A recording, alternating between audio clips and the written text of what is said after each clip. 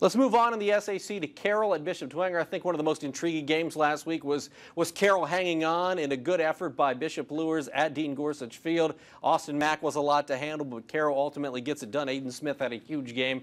We've seen more mobility this season, I think, out of him than we kind of anticipated going in. But tell me what they have to do against Dwenger, because Dwenger is solid every week, it seems. Score points. I mean, that's something that that Dwenger has been able to do with their last, several opponents. I think they're only allowing maybe 10 points a game the last 5 games during their 5-game winning streak. I mean, just very steady and not overly impressive defense. But then you look at the end of the game and they give up, 13 points and 250 yards of offense. So it's a team that was able to do pretty well, I thought, week 1 against Lures, and especially against Austin Mack. So how does that translate against Carroll? I think it's pretty good. I think they still have that kind of chip on their shoulder. That Dwenger feels like they're not getting the respect they deserve, and a win over Carroll on Friday would just further enhance their reputation going into that Snyder game. The SAC is a difficult conference to predict in the fact that the way they crown a champion, I mean, they don't do, although last year was the exception, of course, to prove the rules with the tri-champion. There are a lot of matchups that make a big difference in terms of who's going to win the championship at the end. This is a championship type game for both these teams.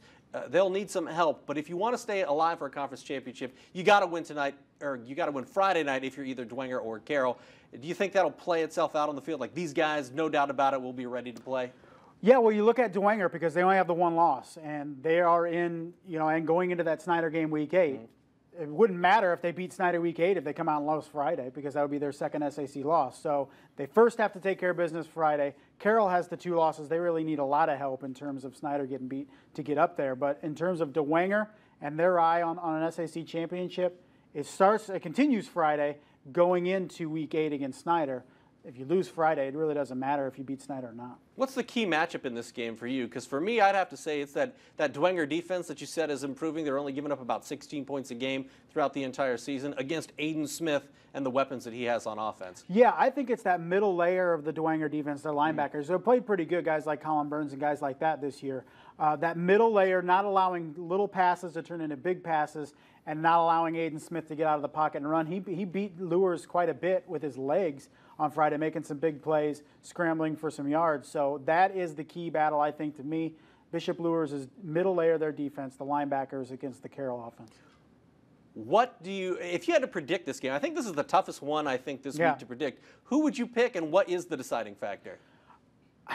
It's so tough because, Dwenger has done such a good job defensively, and we saw Snyder kind of shut down that Carroll offense. But at the same time, we look at it as like, can Dwenger get enough stops to slow that Carroll offense down? And I am guilty of it. I still am underrating Dwenger because I guess maybe this next 2 weeks are really going to be telling for me, Carroll and then Snyder. But I just don't know if Dwenger can get enough stops to win. All they do is win. All they do is win. They do, and all they do is prove me wrong. Well, it's not hard. No, your wife would agree. It's not that difficult.